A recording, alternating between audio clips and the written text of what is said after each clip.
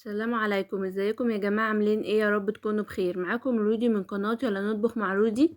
النهاردة معايا عزومة عملت فيها اصناف، اتمنى اصناف النهاردة تعجبكم وتقولوا لي ايه رأيكم في الكومنتات. طبعا متنسونيش في اللايك والسبسكرايب وتفعيل زر الجرس ليصلك مني كل فيديو جديد بنزله. اول حاجة انا هنا جيت على البوتاجاز عشان اسلق اللحمة، حطيت 3 بصلات وحطيت 3 طماطمات وحطيت حبهان وورق لورا. طبعا انا مزودة الكميات عشان الكميات معايا كبيرة. ونزلت اللحمة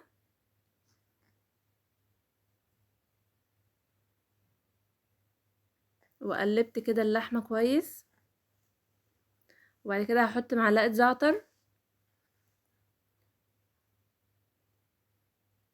ومعلقة فلفل اسود. طبعا احنا عارفين بقى اللحمة الملح بيتحط فيها في الاخر مش بيتحط في الاول عشان الملح بيأخر سوى اللحمة، وهغطيها بقى واسيبها تستوي مع نفسها عشان احنا ايه محتاجين الشوربة بتاعة اللحمة في كل الاصناف الاكل اللي هعملها هتشوفوا دلوقتي. وهنا جبت حلة حطيت فيها سمنة وزيت والبصل طبعا عشان اعمل تسبيكة المحشي. قعدت اشوح البصل كويس كده، وحطيت طبعا في البصل رشة بسيطة من الملح والفلفل الاسود. وهنا البصل كان اخد لون بسيط معايا، وحطيت عليه معلقة هريسة شطة عشان يخلي المحشي مشطشط كده وحلو. المحشي لما بيبقى مشطشط بيبقى جميل. نزلت عليهم بقى ايه شفشق عصير طماطم وقلبت كله مع بعضه. وحطيت بقى معلقتين سكر معلقتين ملح ومعلقتين فلفل اسود، يعني من كل حاجة معلقتين عشان عاملة كميات. وحطيت بصل باودر وتوم باودر وبابريكا وكمون وكزبرة، واقلب كويس جدا. طبعا احنا حاطين سكر عشان يعادل حموضة الطماطم، ده لازم. هنا بقى ايه غطيتها وسبتها تتسبك زي ما انتم شايفين كانت الصلصة اتسبكت معايا. وبعد كده هقطع بقى الخضرة بتاعة المحشي. انا هنا بقى جبت كل حاجة، جبت الخضرة والحاجة وقعدت على الارض بقى، يعني منها واليها نعود. قعدت على الارض عشان ايه اشتغل. وهنا جبت المقص بتاع الخضار وقعدت اقصقص الخضرة كلها. حلو قوي المقص بتاع الخضار ده، يعني لو عندك منه حلو اكنك اصلا بتقطعها على قطاعة. هنا بقى كنت ايه بقطع كل الكمية اللي معايا. طبعا خضرة محشي عارفين بيبقى كزبرة وشبت وبقدونس، فانا كنت غاسلة الخضرة كويس وسبتها تنشف شوية. وبعد كده بقى ايه زي ما قلت لكم لازم طالما في محشي يبقى لازم نقعد على الارض، ده لازم. عشان بقى نقعد نحشي وكده.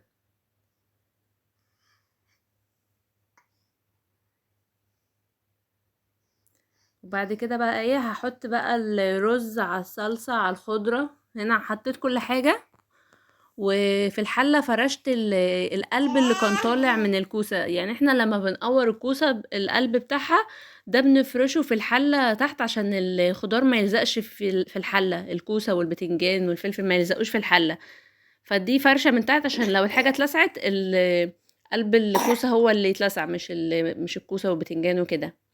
انا هنا بقى ايه زي ما انتوا شايفين قعدت احشي الكوسة واحشي البتنجان والفلفل. هو الصراحة بيبقى متعب اوي الصراحة محشي المشكل ده لما نيجي نحشيه.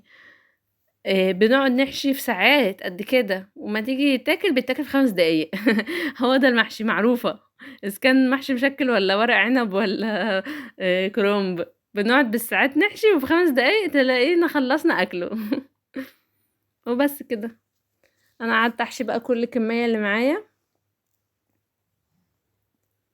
اتمنى طريقتي دي بتاعت المحشي تعجبكم وتقولولي ايه رأيكم فيها. طبعا لو في حاجة كده ولا كده قولولي، يعني ناخدوا معلومات من بعض بقى. انا خلصت بقى ايه عملت معاكم كام صباع وكملت بقى الكمية مع نفسي. وهنا بعد ما خلصت جبت بقى الشوربة عشان اسقيها.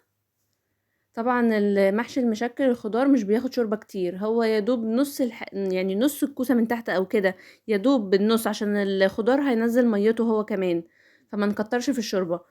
طبعا سبت بقى المحشي يستوي مع نفسه. وهنا جبت حلة وحطيت فيها بصل وزيت وسمنة، والبصل حطيت عليه برضو رشة ملح وفلفل اسود. نزلت عليهم اللحمة عشان ايه يتشوحوا مع البصل. هنا كنت بعمل بسلة باللحمة. ونزلت الطماطم واسيب بقى ايه اللحمه تتسبك مع الطماطم عشان اللحمه تستوي الاول، وبعد ما اللحمه تستوي هنزل بسله. انا هنا كنت حطيت صلصه طماطم،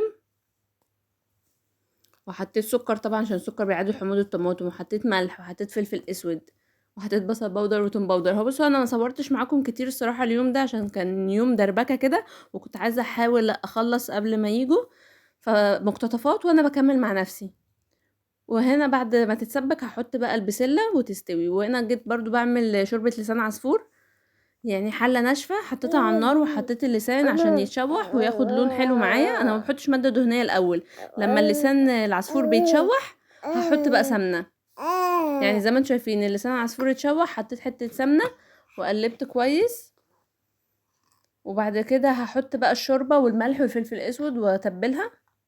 صراحه شوربه اللحمه تعبت معايا النهارده، اخدتها في كل الوصفات. اتمنى عزومتي دي تعجبكم وتقولوا لي ايه رايكم. يعني الحمد لله كده شرفت جوزي قدام صحابه وعجبهم الاكل قوي، وقالوا له يعني تسلم الايادي. انا تعبت قوي الصراحه. اتمنى تدعوا لي كده في الكومنتات وان شاء الله فيديو النهارده يعجبكم. وبس حطيت الشوربه وحدقتها وظبطتها وهسيبها بقى تغلي.